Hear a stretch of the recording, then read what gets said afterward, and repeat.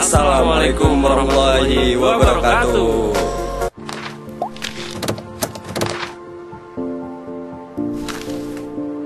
Jadi pada hari ini nih, kita berkesempatan buat ngunjungin salah satu universitas negeri ternama, UIN Syarif Hidayatullah. Lebih tepatnya sih kita kunjunginnya ke Fakultas Psikologi. Ada apa sih dari Fakultas Psikologi? Fakultas Psikologi di sini kita ingin mewawancarai salah satu narasumber kita yang bernama Bapak Dr. Gazi. Beliau merupakan salah satu dosen di Fakultas Psikologi dan beliau juga salah satu fokus bidangnya itu adalah strategi perencanaan. Yang pastinya sih Bapak ini juga psikolog. Jadi kita lagi bikin konten edukasi yang bertemanya nih. Mungkin pada penasaran juga sih temanya apa sih, Boy? Tema kali ini itu tentang bisa dibilang seseorang yang sedang gagal dalam hubungan percintaan, atau bisa kita bilang mencoba untuk move on. Move on. Jadi kalau tema kali ini kita move on, dan gimana selanjutnya mungkin lebih tepatnya sih kita mau edukasi generasi sekarang atau selanjutnya biar bisa paling nggak tips and trick itu gimana sih jadi move on, motivasi juga pastinya ya. Untuk selengkapnya ikutin kita terus di Kita Bicara.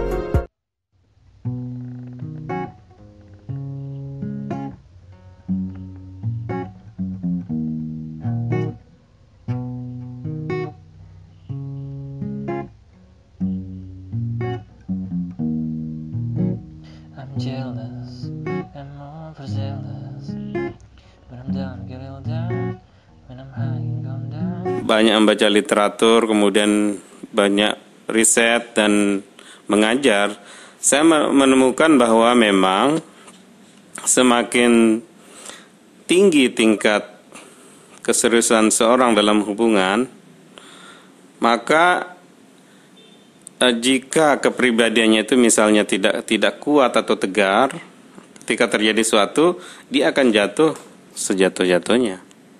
Dia akan merasa tidak berdaya.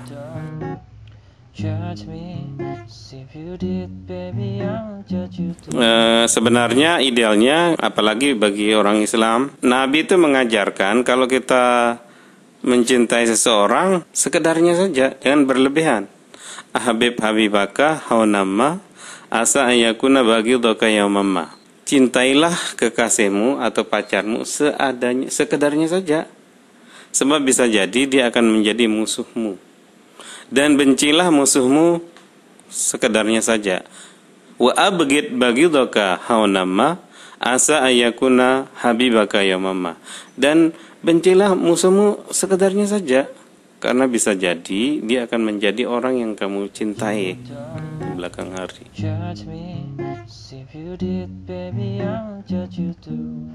Kaitannya dengan paling tidak dua faktor. Yang pertama, faktor kepribadian orang, personality orang. Jadi ada orang-orang tentu yang memang kelekatan emosinya atau emosinya itu sangat dalam. Jadi ketika dia menjadikan orang lain teman atau pacar misalnya untuk yang remaja, itu tentu kelekatannya sangat dalam sekali. Nah ini kelekatan itu biasanya juga beriringan dengan komitmen, kesetiaan gitu ya. Jadi semakin tinggi kelekatan, kesetiaan dan komitmen seorang terhadap orang lain, maka semakin dalam hubungannya, cintanya itu ya. Dan itu kalau diibaratkan seperti pendulum itu ya. Orang yang berada pada titik ekstrim kiri misalnya, terlalu sangat mencintai seseorang atau sangat lekat dengan seseorang atau sangat berkomitmen dengan seseorang, lalu ketika ada persoalan yang membuat hubungan itu pecah, titik ekstrem kiri itu nanti akan berubah menjadi kanan. Yang tadinya sangat cinta bisa jadi sangat benci sekali. Ya, karena sebenarnya antara cinta dan benci itu tipis. Itu ibarat pendulum. Faktor yang kedua itu faktor sosial. Jadi ketika ada misalnya persoalan antara dua orang yang sedang bermasalah, itu faktor orang-orang sekitar itu berpengaruh. Misalnya teman. Teman itu kalau dia punya peran yang positif, bisa menghibur dan lain sebagainya, maka dampak dari putusnya hubungan itu bisa terbantu. Kayak teman dekat kita curhat misalnya. Jadi yang ideal itu memang dalam hidup ini kita minimal satu punya teman dekat yang bisa menjadi tempat curhat kita. Curhat itu sebenarnya mengalihkan masalah-masalah kita yang sifatnya perasaan, afektif itu ke orang lain. Kita berbagi sehingga beban itu jadi berkurang. Berarti dalam psikologi itu benar ya penelitiannya bahwa kalau orang yang sharing itu rasa bebannya itu berkurang juga ya kalau kita punya masalah. Sangat benar sekali, itu namanya katarsis. Jadi mengungkapkan beban perasaan kita, ya, beban-beban psikis kita, hambatan psikis kita kepada orang lain. Dengan bercerita, maka setengah dari persoalan itu sudah berkurang. Karena dalam hidup ini kita butuh social support, dukungan sosial.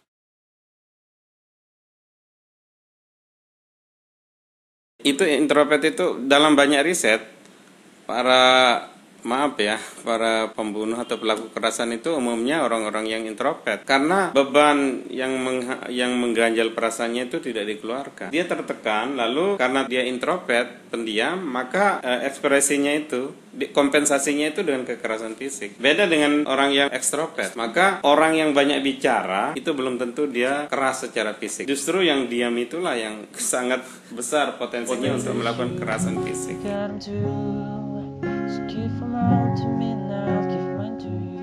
Pilar tadi maksudnya yang penuh perasaan ya, perasa ya.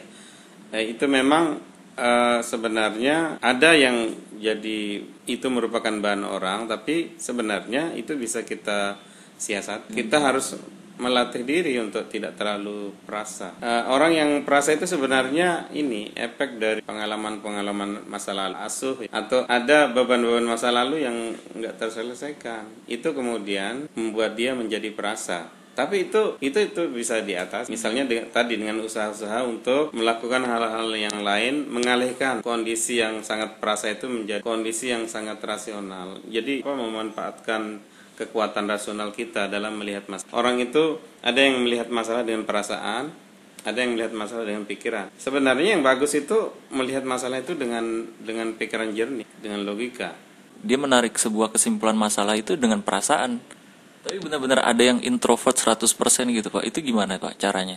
Apakah misalkan dengan contoh yang saat ini temanya lagi tentang hubungan, ya dia tetap ke perasaan, apakah jadi titik ekstrim dia membenci gitu? Orang yang terlalu introvert ya, apalagi misalnya 100%, walaupun saya tidak percaya orang itu introvert 100%. Maksud saya kalau yang filler itu? Kalau yang seperti itu saya kira itu yang ekstrim. Dalam hidup ini kita idealnya jangan ekstrim. Berarti jarang juga yang fillernya 100% itu jarang? Menurut saya itu jarang. Ada orang yang menganggap dirinya pillar, tapi sebenarnya bukan pillar 100%. Iya. Tiap orang itu sebenarnya ada orang yang cenderung menggunakan perasaan, persentasenya itu mayoritas, ada yang pikiran, tapi ada juga yang bisa mengimbangi, bergantian antara pikiran dan perasaan. Sejauh mana psikologis kejiwaan orang yang patah hati serta tanggapan gejala ekstrem yang sampai bunuh diri, apakah ada fasenya kah atau ada tahapannya dari segi keilmuan?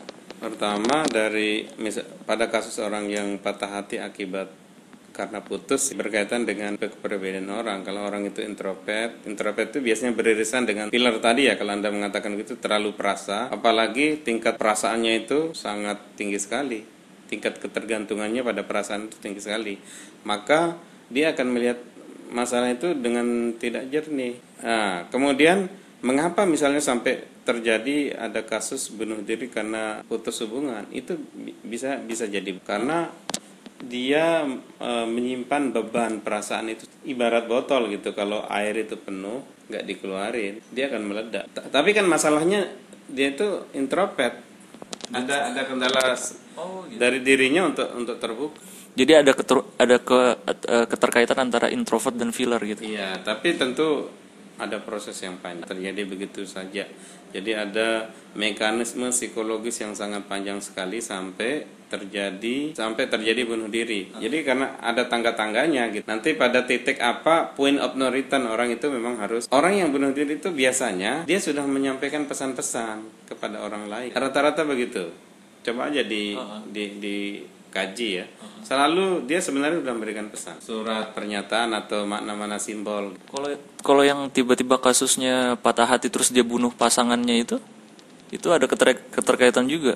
Itu udah titik ekstrim membenci jadinya ya. Iya, itu. Dan dia bukan berarti menyalahkan diri sendiri. Kalau bunuh diri mungkin dia jadi menyalahkan diri sendiri. Iya, jadi gini kan, kalau menurut Freud itu ya, psikoanalisa ya, orang itu to kill atau be kill gitu kan, ada kecenderungan untuk mempertahankan diri dan kecenderungan untuk menghabisi orang lain. Dalam situasi seperti itu, ada orang yang ini untuk menjaga eksistensi dia menghabiskan orang lain. Jadi Itu tergantung apa tuh? Tergantung tadi personality set dan sebagainya. Teori manajemen teror itu menjelaskan ya, ada satu teori dalam psikologi namanya manajemen teror. Itu yang orang itu sebenarnya berperilaku dalam konteks takut kepada kematian, cemas kepada kematian. Kalau dia bunuh dirinya itu sebenarnya karena cemas kepada kematian. Jadi kecemasan itu kemudian balik. atau cemas terhadap kegelisahan kehidupan bisa juga. Ya, jadi cemas terhadap, kan dia takut menghadapi hidup, karena takut menghadapi hidup lalu dia menghabiskan dirinya. Tapi pada hakikatnya secara filosofis dia takut untuk mati, tapi justru ketakutan kepada kematian itu yang membuat dia membinasakan diri. Orang itu cemas dengan eksistensi diri. Kalau konteksnya patah hati, apakah karena takut kematian atau karena takut akan kegelisahan kehidupan? Gini, kegelisahan hidup, kegelisahan menyendiri itu kan sebenarnya pada hakikatnya secara filosofi dia takut mati, tanda kutip. Karena ketika dia sendiri sebenarnya dia mati sebelum mati. Ya enggak? Ada tapi tiada. Eksistensinya dia merasa, iya, buat apa lagi hidup gitu kan? Akhirnya ya udahlah. Itu menurut teori manajemen teror. Kalau seberapa lama move on itu, dari beberapa riset tentang trauma pasca stres, pasca peristiwa ya, di PTSD. PTSD itu proses menghilangkan kecemasan, kegelisahan atau stres pasca peristiwa tragis. Misalnya bencana, termasuk juga ini kan bencana hubungan interpersonal. Itu rata-rata 1 tahun lah kira-kira. Itu untuk orang yang normal. Tapi tiap orang juga beda-beda. Ada yang bisa lebih dari itu. Tergantung apa? Tergantung tadi personality dan non sosial. Jadi yang saya tahu juga itu manusia itu berpikir 60.000 pemikiran setiap hari gitu kan. Betul. Dan manusia dewasa juga bernafas itu sehari sekitar 30 ribuan. Artinya ada sekali hembusan nafas kita bisa berpikir 1 sampai 2 hal gitu kan. Dan itu dipakai buat kita kegiatan sehari-hari, kita ambil barang, buku, makan, minum gitu. Apakah ada kaitan antara mengalihkan 60.000 pemikiran itu ke arah yang lain? 60.000 itu mikir apa? Macam-macam kan? Apakah bisa pikiran-pikiran itu kita alihkan ke hal yang lain gitu? Karena kan otomatis kalau kita lagi baru habis patah hati nih, pasti tercurah semua tuh. Jangan-jangan 60.000 pemikiran ke si doi aja. Ya, kalau dalam psikologi ya, terutama psikoanalisa, ada yang namanya mekanisme pertahanan diri. Salah satu jenis mekanisme pertahanan diri itu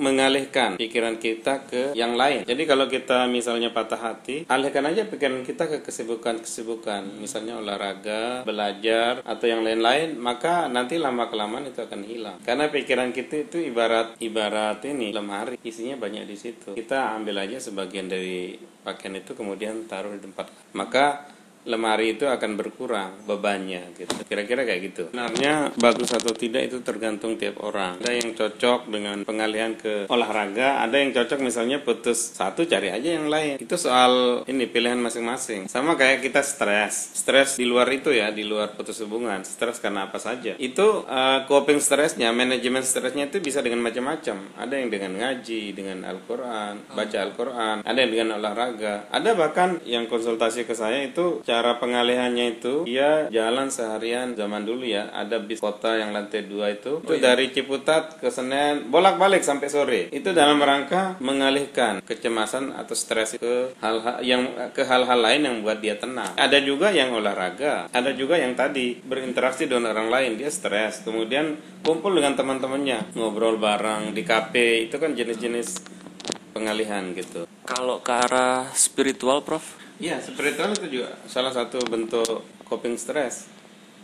Ada yang dengan mengaji, kemudian setelah itu tenang. Ada dengan berzikir, tahanus atau hasabah, diam gitu kan, merenung, muhasabah terkait dengan proses hubungannya. Nanti lama-lama dia menemukan pencerahan. Itu yang penting kan. Saya menganjurkan sih memang yang bagus itu coping stress secara spiritual. Karena selain masalah kita selesai, kita juga dapat pahala, kemudian akan lebih dekat lagi dengan Allah Subhanahu wa taala. Jadi sehabis patah hati itu kecenderungannya itu ke arah stres gitu ya. Saya kira ya. Karena patah hati itu ya itu adalah tanda-tanda stres. Justru kerap kali hubungan intimate relationship istilahnya ya, pacaran itu yang bagi orang-orang tertentu lebih berat dibanding yang lain gitu. Dibanding misalnya tidak dikasih uang jajan sama orang tuanya, atau dibanding tidak punya uang, putus cinta itu berat bagi dia. Nah ini segmennya mungkin nggak cuman penonton yang dari umur kayak saya gitu 20-an ke atas, cuman saya pengen edukasi ke teman-teman yang remaja, Prof. Yeah.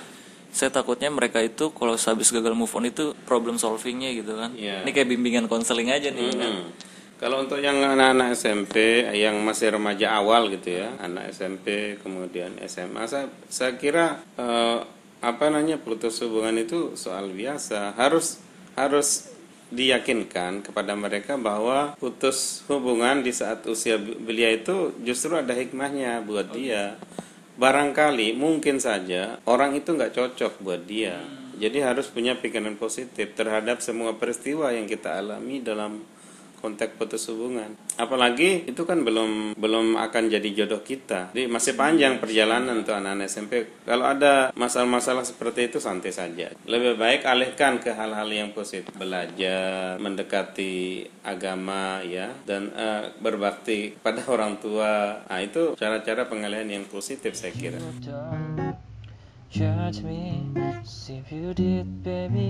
Sebenarnya riset-riset di Amerika ya menyebutkan bahwa pintu ketertarikan laki-laki dan perempuan itu beda. Kalau perempuan, pintu masuk ketertarikannya kepada laki-laki itu karena hal-hal yang sifatnya psikologis, misalnya leadership, kedewasaan, cerdasan. Tapi kalau laki-laki sebalik, lebih melihat kepada fisik, cantikannya, seksinya, bodinya. Walaupun misalnya masalah cantik itu juga relatif, tergantung tiap laki-laki. Jadi kalau fisik itu relatif. Selalu merasa begitu. Sebenarnya kan bisa diatasi sendiri. Tapi kalau misalnya nggak bisa diatasi sendiri, maka perlu datang ke profesional, ke konselor atau ke psikolog. Mungkin psikolog belum, konselor datang, atau ke yang ahli yang tahu psikologi, cari teman curhat. Kalau yang bagaimana mengatasi sendiri itu tadi sudah kita bahas kan panjang lebar. Udah jadi mantan nih masih stalking, masih ngeliat-ngeliat gitu kan, masih penasaran, masih kepo bahasa sekarangnya gitu. Ya itu wajar. Manusiawi karena masih ada sisa-sisa cinta, suka pada diri kita. Itu nggak bisa dipungkiri. Perasaan itu nggak bisa hilang 100%. Karena kita punya pengalaman-pengalaman indah bersama dia. Iya. Nggak mungkin hilang itu. Jadi yang saya lihat juga videonya, cara move on itu butuh peratapan memang ya. Butuh peratapan karena kita sudah lama berhubungan sama dia, dan ibarat nyawa aja tuh orang yang sudah hilang gitu kan, ya butuh peratapan gitu kan. Sama juga dengan cinta mungkin gitu ya. Iya, saya kira begitu. Kalau di psikologinya ada gitu juga ya, peratapan itu ada. Tadi yang saya bilang misalnya meluarkan beban-beban psikis dengan cara katarsis.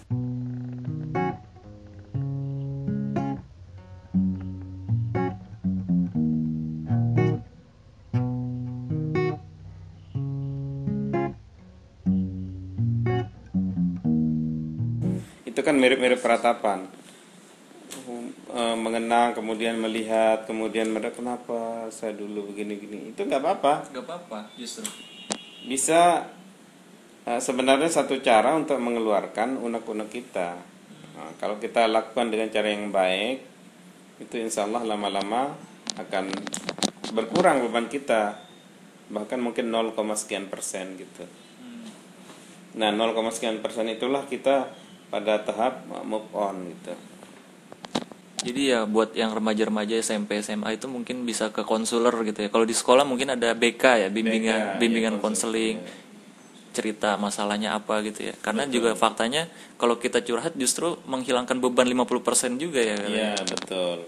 Kalau misalnya biasanya anak-anak remaja itu kan takut sama guru BK atau konselor karena takut nanti dianggap nakal atau macam-macam. Nah, bisa juga ke orang lain yang ya bukan psikolog atau bukan guru BK, ke teman yang lebih dewasa kemudian curhat. Atau guru ngaji. Datang juga ke Fakultas Psikologi, insya Allah banyak. Ke mahasiswa psikologi. Mahasiswa psikologi. Sudah diajarkan, dilatih untuk ini menjadi konselor gitu. Kalau untuk mengubah, memaksakan diri berubah, takutnya ada masalah lagi. Kita itu sebenarnya harus menjadi diri sendiri. Yang penting kita menyadari, oh saya ini tipe perasa. Dalam konteks perasaan kita itulah yang harus dibenahi. Mana hal-hal yang bisa kita hilangkan dari perasaan kita, mana yang memang susah kita hilangkan. Gak apa-apa. Hidup ini dinikmati aja gitu. Puluhan teori yang menjelaskan tentang kepribadian manusia. Tapi yang populer itu saya kira dan bisa dipahami oleh umum itu introvert dan extrovert. Tertutup dan terbuka itu paling mudah dipahami. Nanti ada lagi kalau yang kategori-kategori yang lain itu saya kira sangat akademis. Iya, jadi cukuplah misalnya kalau yang buat remaja yang kiranya kalau untuk remaja-remaja ini coba ini kenali diri sendiri, apakah saya ini termasuk introvert atau extrovert.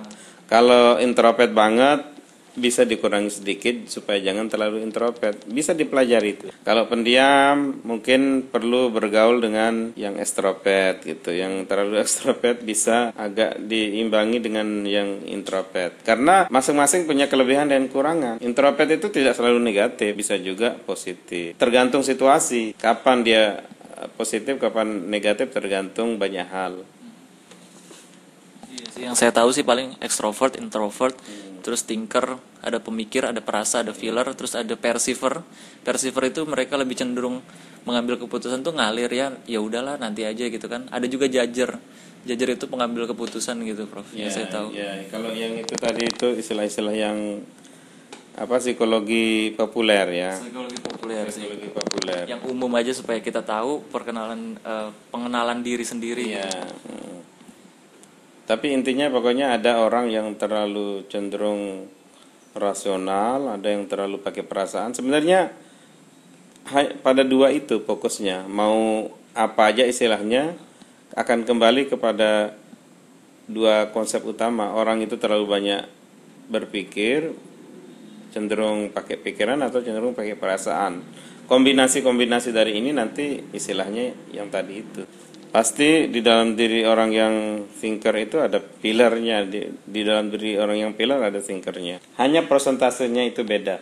Sama dengan ini, struktur kelaki-lakian dan keperempuanan. Di dalam diri kita ini ada yang laki-laki, ada esensi atau ini struktur perempuan juga. Ketika kita menangis, sedih itu kan sangat feminin. Tapi ketika kita galak itu sangat maskulin. Sangat laki-laki banget. Pertanyaannya apakah laki-laki nggak pernah menangis? Apakah perempuan nggak pernah galak?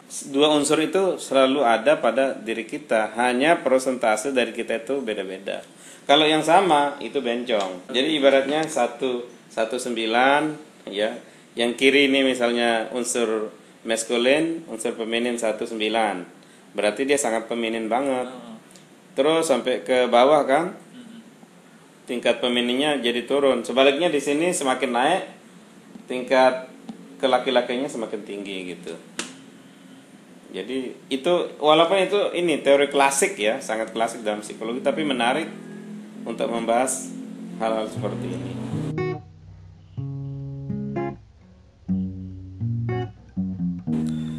Kegagalan itu adalah sukses yang tertunda, termasuk juga dalam konteks hubungan. Ketika kita gagal dalam bangun hubungan yang sekarang, itu jangan menyerah, jangan frustasi. Bangun hubungan yang lain. Karena kita tidak tahu dengan siapa jodoh kita, dengan siapa soulmate kita. Jadi harus, apalagi laki-laki harus terus mencari, nggak ada istilah putus asa. Sampai nanti ketemu orang yang cocok dengan kita. Ketika ada persoalan hubungan misalnya putus, kita harus berpikir positif bahwa itu adalah yang terbaik buat kita. mungkin Allah merencanakan orang ini nggak baik buat kita, tapi orang lain nanti yang akan menjadi pasangan kita yang baik untuk kita. Harus berpikir positif. Itu bagus. Dalam kondisi apapun, senegatif apapun hubungan kita, dalam menjalin hubungan kita harus berpikir positif. Tidak boleh benci gitu ya sama. Ya, bahkan bila perlu tetap silaturahmi. Oke deh Prof, kali ini kita bicara kali ini sekian dari pembahasan tentang konten edukasi tentang agar bisa move on gitu kan. Sekian dari kita bicara kali ini. Assalamualaikum warahmatullahi wabarakatuh.